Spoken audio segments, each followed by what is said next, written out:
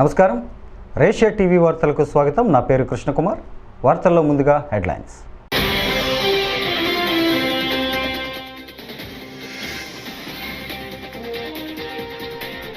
చిన్నారులతో మోడీ రక్షాబంధన్ వేడుకలు.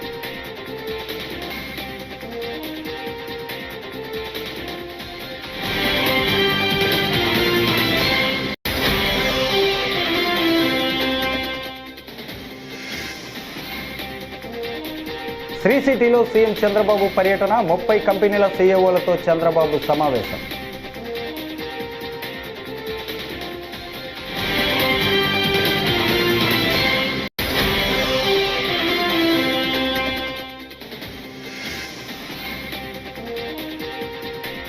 Panchayati Raj శాఖపై deputy CM Pawan Kalyan సమీక్ష.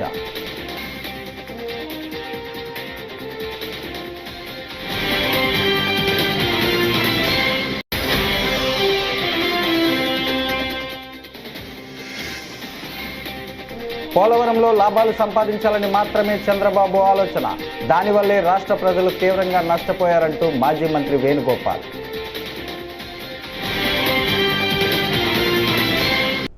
ఇక డీటెయిల్స్ చూస్తే, ప్రధాని నరేంద్ర మోడీ రక్షాబంధన్ వేడుకలను చిన్నారులతో కలిసి జరుపుకున్నారు.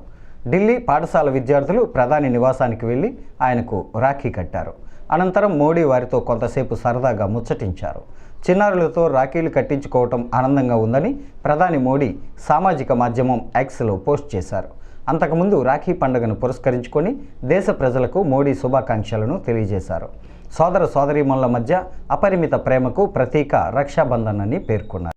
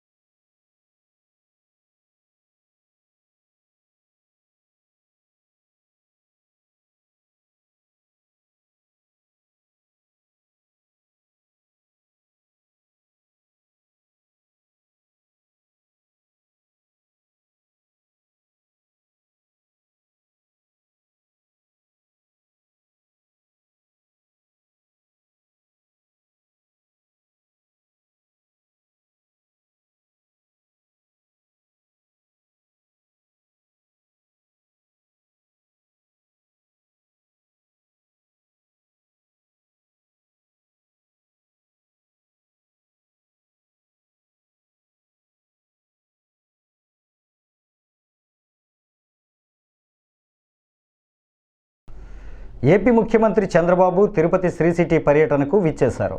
శ్రీ సిటీలో వివిధ కంపెనీల సీఈఓలతో చంద్రబాబు సమావేశమయ్యారు. ఈ సందర్భంగా ఆయన మాట్లాడుతూ పారిశ్రామికవేత్తలు సంపద సృష్టిస్తూ ఉపాధి కల్పిస్తున్నారని కొనియాడారు.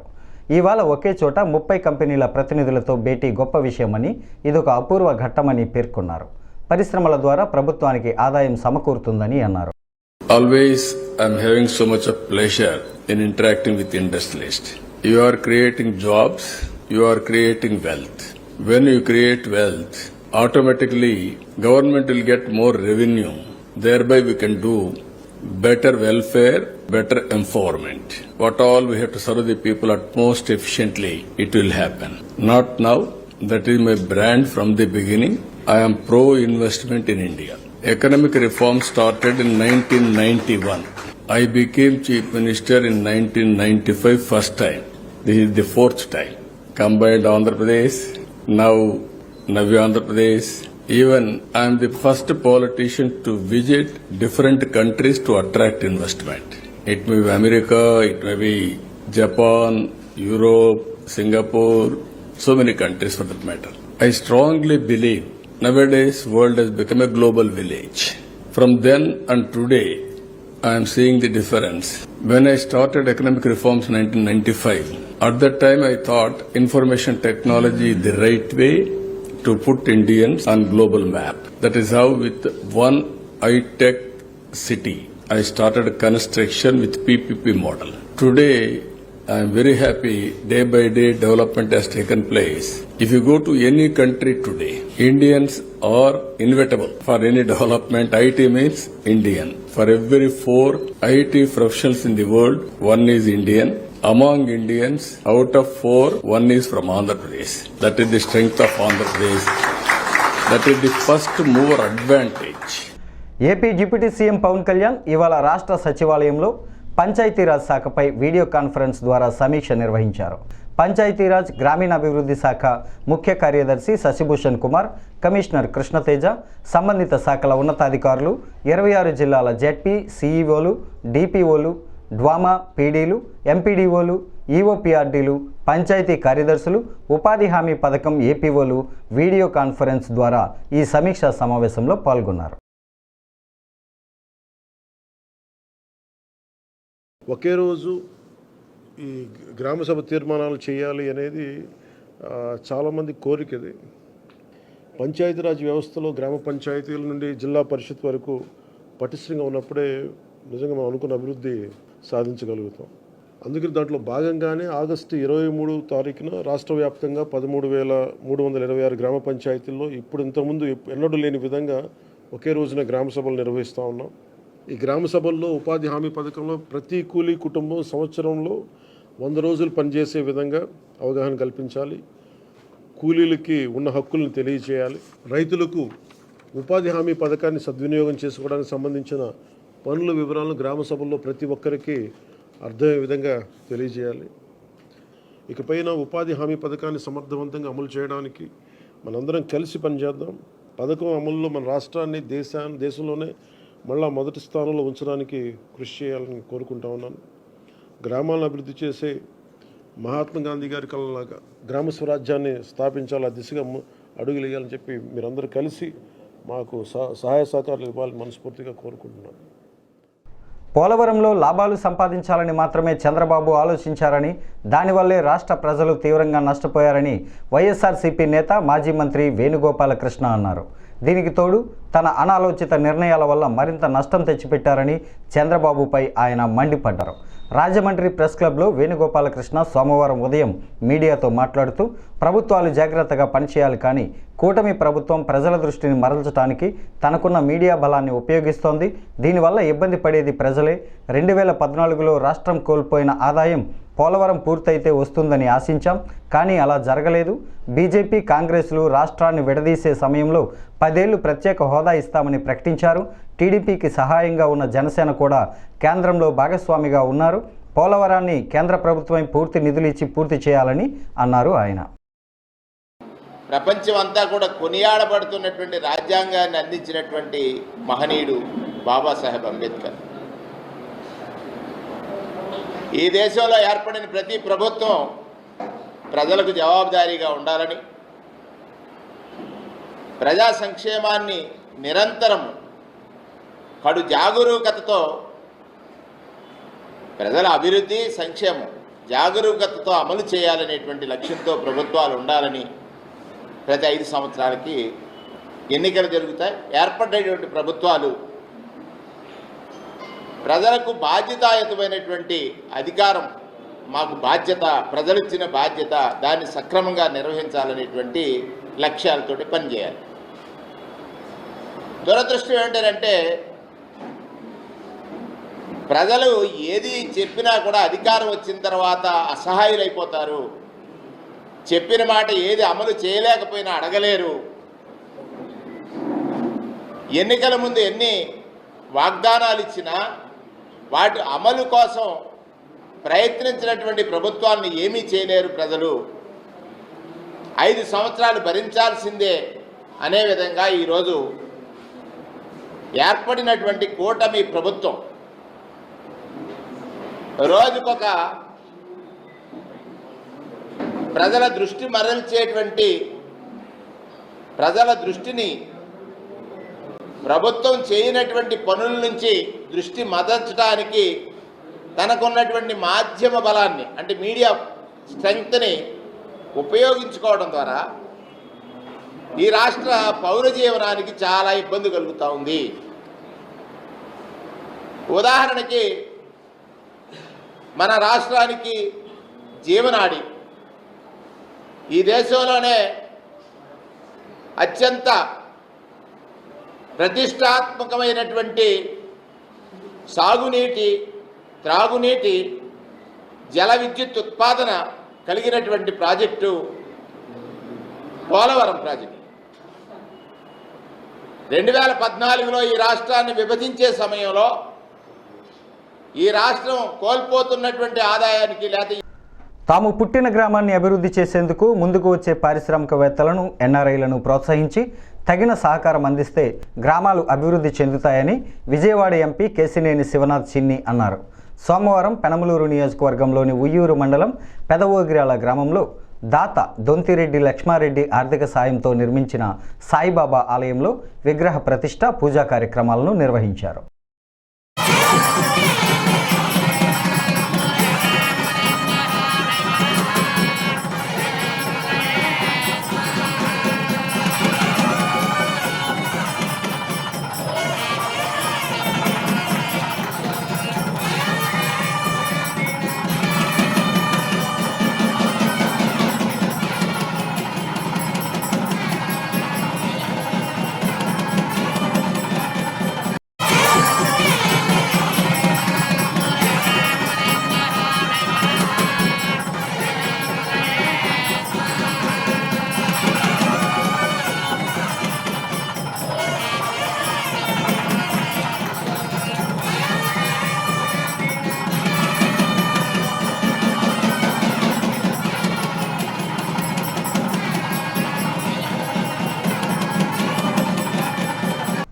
కోడూరు మండలం హంసలదీవి బీచ్ ఘటన మృతుల కుటుంబాలను ప్రభుత్వం ఆదుకుంటుందని అవనిగడ్డ ఎమ్మెల్యే మండలి బుద్ధప్రసాద్ అన్నారు.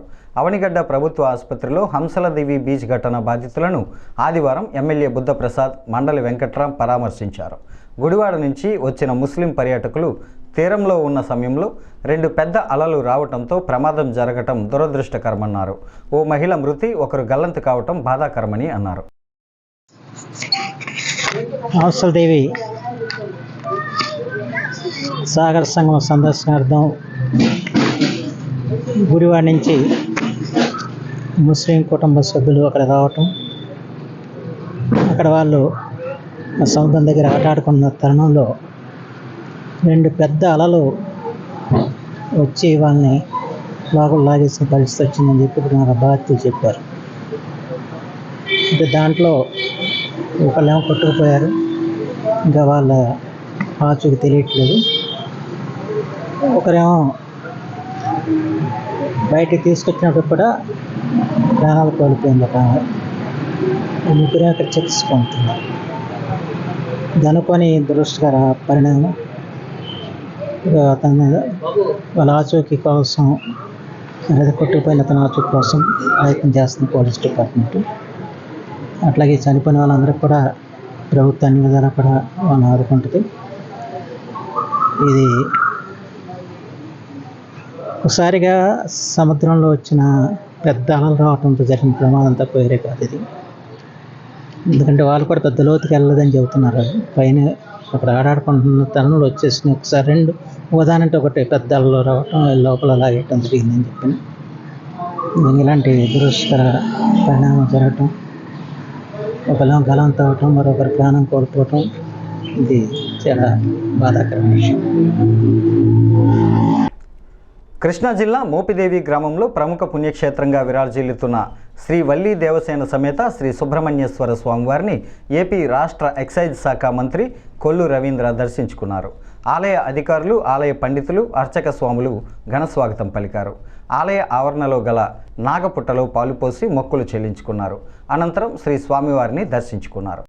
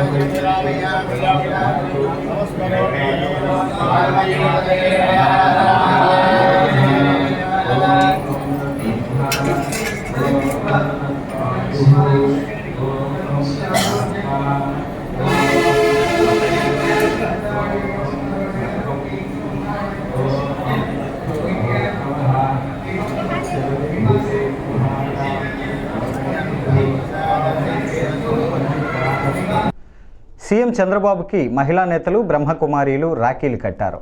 రాఖీ పౌర్ణమి సందర్భంగా సోమవారం తాడేపల్లి పరిధి ఉండవల్లి నివాసంలో సీఎం చంద్రబాబును కలిసి పార్టీ మహిళా నేతలు, మాజీ మంత్రి పీతల సుజాత, జెడ్పీ మాజీ చైర్పర్సన్ గద్దె అనురాధ, టీడీపీ డ్వాక్రా అంగన్వాడీ విభాగం రాష్ట్ర అధ్యక్షురాలు అచంట సునీత, ఖమ్మంపాటి శిరీష, పలువురు బ్రహ్మకుమారీలు రాఖీలు కట్టారు. ఈ సందర్భంగా సీఎం వారికి ధన్యవాదాలను తెలియజేశారు.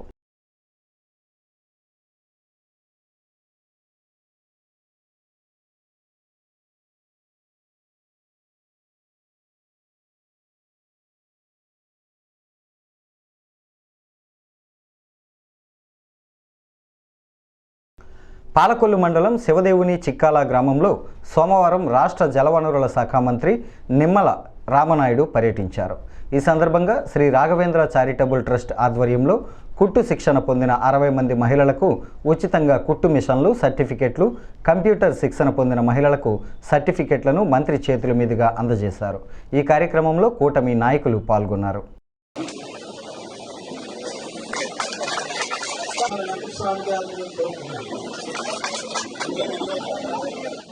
అనేకదంతం భక్తానాం జ్ఞానం దాసరికి సర్టిఫికేషన్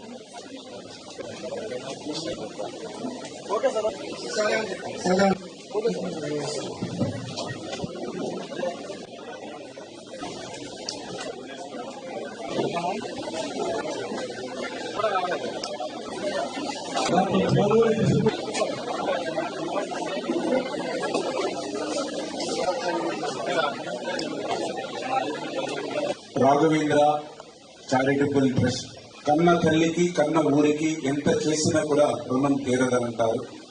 అటువంటి రుణం తీర్చుకోవాలనేటువంటి ఆలోచనతో ఇవాళ రామారావు గారు ఈ యొక్క శివదేవుని చిక్కాల గ్రామాన్ని కేంద్రంగా తీసుకుని ఈ శివదేవుని చిక్కాల దీని పరిసర ప్రాంతాల్లో ఇంత పెద్ద ఎత్తున సేవా కార్యక్రమాలు చేయడం, అది నా నియోజకవర్గంలో ఉండి నాకు ఎంతో సహకారిగా ఉండడం చాలా సంతోషంగా ఉంది అనే విషయాన్ని మొదటగా ఈ సందర్భంగా తెలియజేసుకుంటూ ప్రతి వ్యక్తికి కూడా ఈ సమాజంలో విద్య అనేది అవసరం, ఆరోగ్యం అనేది అవసరం. నేను చూసా శివదేవుని చిక్కాల్లో ఆ ట్రస్ట్ ద్వారా వాటర్ ప్లాంట్ ఏదైతే పెట్టి, అదేవిధంగా ఆరోగ్యాన్ని దృష్టిలో పెట్టుకుని ఉచితంగా ఆసుపత్రిని ఆ రోజు ప్రారంభించి ఈ రోజు వరకు కూడా ఆసుపత్రిలో అవసరమైనటువంటి మందులతో సహా ఉచితంగా ఇవ్వడం. అదేవిధంగా ఏదైతే ఎడ్యుకేషన్ కి సంబంధించి కూడా పెద్దపీట వేస్తూ ఇంటర్మీడియట్ కాలేజెస్ ఏదైతే సరౌండింగ్ విలేజ్ ఏదైతే ఉన్నాయో మరి వాళ్ళందరికీ కూడా నోట్ బుక్స్, స్టడీ మెటీరియల్ ఇవన్నీ కూడా ఉచితంగా ఆ యొక్క విద్యార్థులకి అందజేయడంతో పాటుగా ఇప్పుడు ఏదైతే ప్రజెంట్ ప్రతి వ్యక్తికి ప్రతి కుటుంబానికి ఏదైతే కంప్యూటర్ అవసరం అవుతుందో ఆ ట్రైనింగ్ ప్రోగ్రామ్ ని కూడా ఒక గ్రామీణ ప్రాంతంలో ఏర్పాటు చేసి ఆడపిల్లల్ని ఆదుకునేటువంటి విధంగా ఇటువంటి కార్యక్రమాన్ని తీసుకోవడం చాలా సంతోషం. ఇప్పుడే చూస్తూ ఉన్నాం ఏదైతే మహిళలు మరి పెద్ద ఎత్తున ఉచితంగా ట్రైనింగ్ ఇచ్చి విత్ మోటార్ తోటి ఆ మిషన్ వాళ్ళకి ఉచితంగా అందించాలనేటువంటిది, ఎందుకంటే వాటిని ఉపయోగించుకుంటూ మీరు ఇంకా ముందుకు వెళ్ళాలనేటువంటిది నా ఆలోచన. మరి ఇటువంటి కార్యక్రమాలే కాకుండా ఇప్పుడే చెప్పారు ఏదైతే బయల్ గ్రౌండ్, ఎందుకంటే చాలా అవసరం. ఎందుకంటే ప్రతి వ్యక్తి కూడా ఆఖరి మజిలీ అనేది. కాకినాడ జిల్లాలో 40 రోజుల పాటు ఎయిడ్స్ వ్యాధిపై అవగాహన సదస్సులు నిర్వహించడం జరుగుతోందని పైడా ఆండాలమ్మ కళాశాల ప్రిన్సిపల్ పాపయ్యరాజు పేర్కొన్నారు. సోమవారం కాకినాడ పైడా ఆండాలమ్మ కాలేజీలో community health awareness and natural green environmental society changes project Kakinada ఆధ్వర్యంలో ప్రాజెక్టు మేనేజర్ దుర్గాభవాని అధ్యక్షతన ఎయిడ్స్ వ్యాధిపై విద్యార్థులకు అవగాహన సదస్సును నిర్వహించారు. ఎక్కువగా హెచ్ఐవి బారిన పడుతుంది కాబట్టి ఈ ప్రోగ్రామ్స్ అన్నీ కూడా కళాశాల అలాగే స్కూల్ స్థాయి నుంచి అదేవిధంగా సమాజంలో ఇలాగ మీకు తెలుసా అంటే మనం ఆలోచిస్తాం మీకు ఏం తెలుసు అంటే మీకు తెలుసా అనే క్వశ్చన్కి మీరు అర్థం చేసుకోవాలి. సపోజ్ మీకు హెచ్ఐవి కోసం తెలుసా, టీబీ కోసం తెలుసా, మళ్ళా పరిశుభ్రత కోసం తెలుసా, అదేవిధంగా క్యాన్సర్ కోసం తెలుసా, ఇలాగ డిసీజెస్ దాని అన్నిటి కోసం తెలుసుకోవాలి. ముఖ్యంగా ఏంటంటే మనకి మీకు తెలుసా అనేది ఎందుకు పెట్టారంటే ఎక్కువగా యువత ఈ హెచ్ఐవి బారిన పడడం వల్ల ఏంటంటే రాబోయే తరాలు కూడా హెచ్ఐవితో పిల్లలు పుట్టే అవకాశాలు ఉన్నాయి. యువత ఎక్కువగా హెచ్ఐవి బారిన పడితే రాబోయే సమాజం నాశనం అవుతుంది అనే ఉద్దేశంతో ఏంటంటే ఈ కార్యక్రమాన్ని దేశవ్యాప్తంగా ఓన్లీ జిల్లా స్థాయిలో కాదు, రాష్ట్ర స్థాయిలో కాదు, దేశవ్యాప్తంగా ఎక్కడైతే ఐరిస్ పీపుల్స్ అంటారు. ఐరిస్ పీపుల్స్ అంటే మీకు తెలుసో తెలీదు, ట్రక్కర్స్ అంటే కొంతమంది లారీ డ్రైవర్స్ ఎక్కడ ఎక్కువగా స్టే చేస్తారు హైవేస్లో కానీ, లేదంటే సెక్స్ వర్కర్స్ కమ్యూనిటీ కానీ, లేదంటే ట్రాన్స్జెండర్ కమ్యూనిటీ కానీ, లేదంటే మైగ్రెంట్స్ పీపుల్స్ అంటారు. ఒక చోట నుంచి ఇంకొక చోట పనికి వస్తూ ఉంటారు. అటువంటి సందర్భంలో ఫ్యామిలీకి దూరంగా ఉంటారు. దూరంగా ఉండే సందర్భంలో ఏంటంటే ఎవరినొకరిని కలిసే అవకాశాలు ఉంటాయి. దానివల్ల హెచ్ఐవి వచ్చే అవకాశాలు ఉంటాయి. ఇవన్నీ కూడా ఏంటంటే మనం నిర్మూలించాలంటే ప్రతి ఒక్కరికి కళాశాల విద్యార్థులు అందరికీను, అదేవిధంగా స్కూల్ స్థాయి వాళ్ళందరికీ కూడా హెచ్ఐవి మీద అవగాహన ఉన్నప్పుడు మాత్రమే హెచ్ఐవి అనేటువంటిది రాదు తప్ప హెచ్ఐవి మీద అవగాహన లేకపోతే హెచ్ఐవి అనేది వచ్చే అవకాశాలు ఉన్నాయి. అంతర్జాతీయ ఛాయాచిత్ర దినోత్సవం సందర్భంగా భీమడోలు సర్కిల్ ఫోటోగ్రాఫర్స్ సంఘం ఆధ్వర్యంలో సోమవారం ఫోటోగ్రఫీ డే వేడుకలు ఘనంగా నిర్వహించారు. భీమడోలు సంత మార్కెట్ వద్ద ఫోటోగ్రఫీ సృష్టికర్త డాక్టర్ గురే మాజీ రాష్ట్రపతి అబ్దుల్ కలాం విగ్రహాలకు పూలమాలలు వేసి ఫోటోగ్రాఫర్స్ సంఘ నాయకులు నివాళులర్పించారు. ఈ కార్యక్రమంలో సంఘ అధ్యక్షులు శ్రీరామ్, గౌరవ అధ్యక్షులు బ్రహ్మారావు, డేవిడ్, రంగారావు, రామ్మూర్తి పాల్గొన్నారు.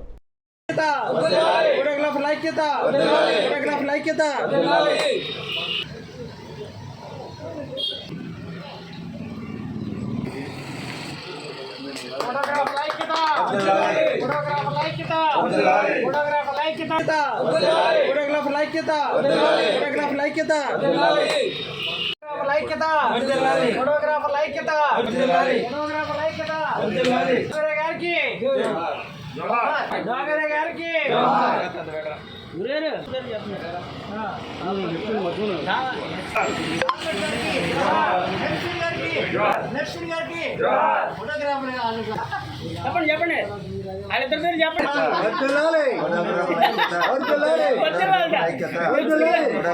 ఫోటోగ్రాఫర్ ఐక్యత, ఫోటోగ్రాఫర్ ఐక్యత.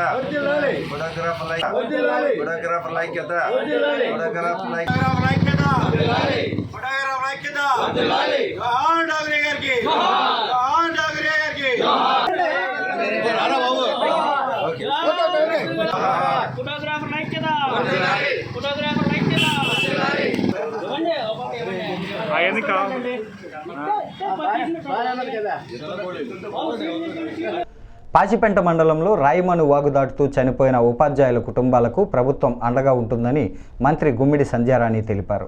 ఈ సంఘటనలో పాచిపెంట మండలంలోని కోకిపెంటలో ఏకలవ్య పాఠశాలలో వార్డెన్గా విధులు నిర్వహిస్తున్న హర్యానా రాష్ట్రానికి చెందిన మహేష్, ఉపాధ్యాయురాలు ఆర్తి మరణించారని తెలిపారు.